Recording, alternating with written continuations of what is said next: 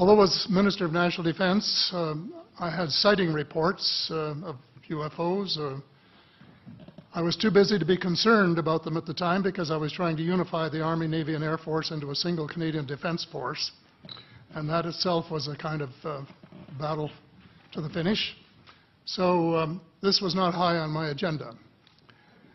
But about 10 years ago, I started getting interested due to a young man from Ottawa sending me material on the subject. I told him I was too busy to read it, but he had confidence that someday I would. It took me a while to get around to reading it, but I took it for my summer reading in 2005 and was really impressed with what was contained in it.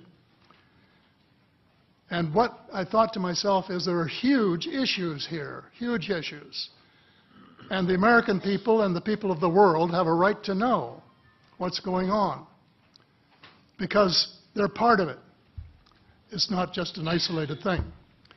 I accept the invitation of Victor Vigiani, who's over here somewhere, and his cohort, Mike Bird, to speak to a symposium at the University of Toronto.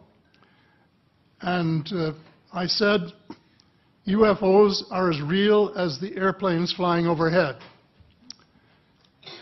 That gave me the dubious distinction of being the first person of cabinet rank in the G8 group of countries to say so unequivocally.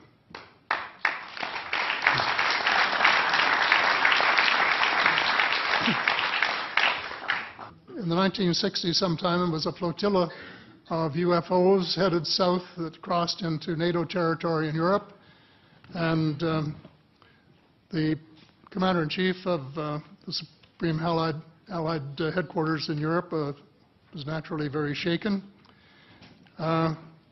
Fortunately, or maybe divine providence, before the panic button was pushed, the flotilla turned around and headed back north. Obviously, they had thought maybe they were Russian and they were very concerned about it. Anyway, an investigation was launched into this whole subject, and a document was prepared which concluded that at least 4 species had been visiting Earth for thousands of years. And this is my own view at this stage as well.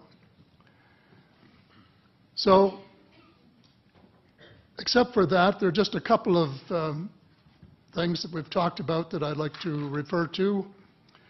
And one was that we were referring to them as they until this morning when Linda Moulton Howe, I think she was the first one, actually named 3 different species. I don't think we can any more refer to them as they because they're not an amorphous mass. They are different species and consequently may have different agendas. I don't think we can say that they all have the same agenda any more than we could say that the United States, China, and Russia had the same agenda. Our real interests may be very similar, but as of now, our perceived interests are still quite far apart. One more observation before I begin what I want to say, and that is that we spent quite a bit of time talking about the 66-year-old cadavers, and I was glad to have Linda this morning finally say that there are live ETs on Earth at this present time, and at least 2 of them probably working with the United States government. The other species that I learned about not too long ago was called the tall whites. And this is when Paula Harris broke the story just a few years ago.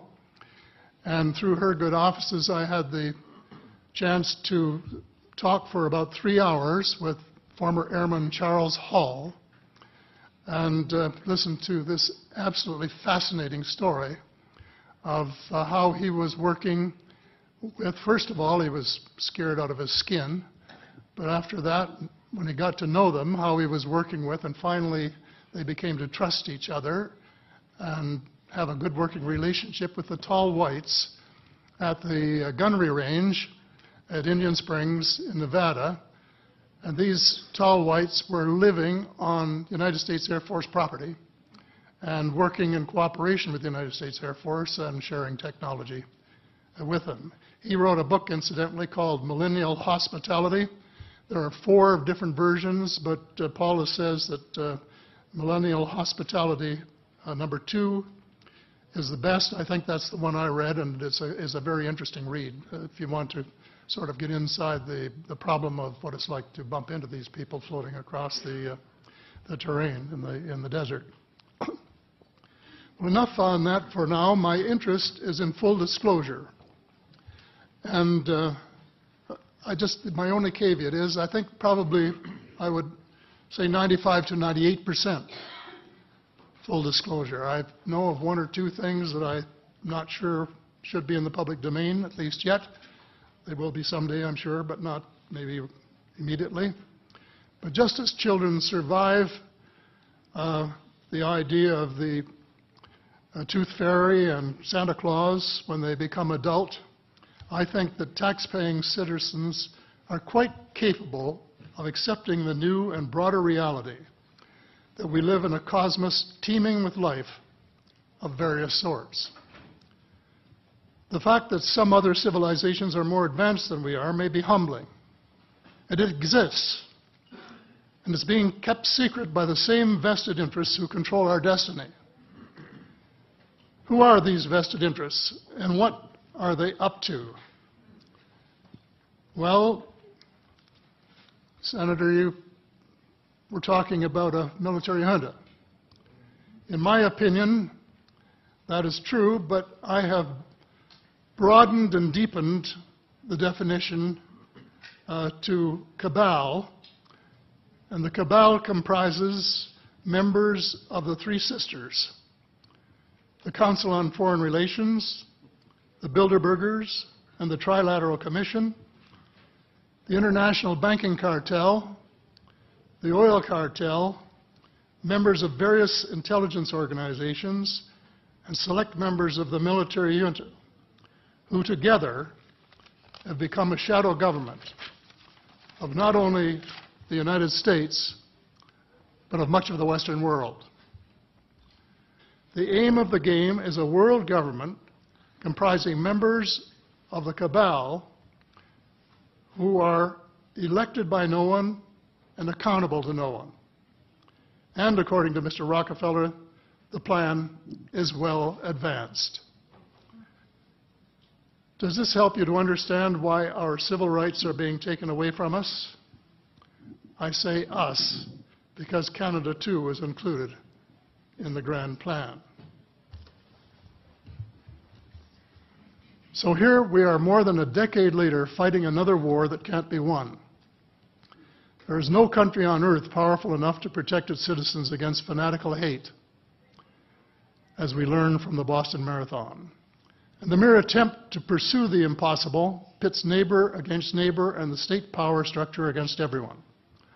All of the freedoms won by the millions of men and women who fought and died in World War II are being flushed unceremoniously down the drain.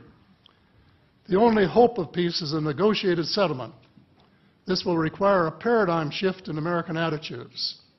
It involves a de facto renunciation of the plan for a new American energy and the adoption of a pledge of cooperation with all humankind to build the kind of world which we are collectively capable of.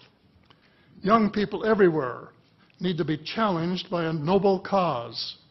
They need to be involved in arresting global warming, creating a banking system that is just and sustainable, and lead the way in the transformation to the new reality that we have to live in harmony with our celestial neighbors, as well as seeking peace on earth.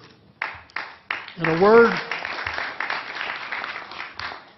word, we have to become spiritual beings and practice the one tenet that the world's major religions have in common, and that is the Golden Rule.